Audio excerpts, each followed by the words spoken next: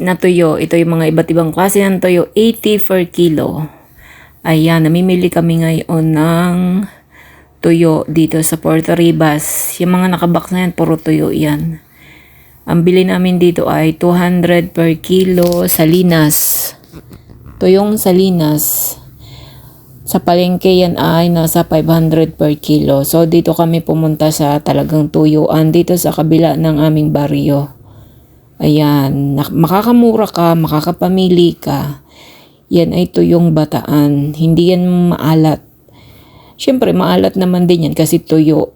Wala namang anong hindi maalat na tuyo. Pero hindi siya kaalatan kumpara sa pangkaraniwang tuyo. Kaya dito kami namimili.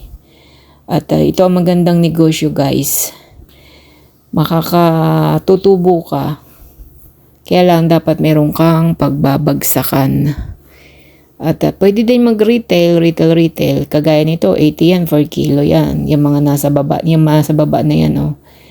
So, i-repack mo yan. Marami ka nang mabebenta.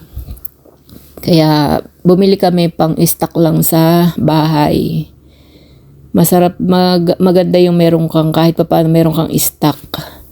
Kasi pag namili ka sa mahal, kagaya niya magaganda. Ang size niyan ay BM.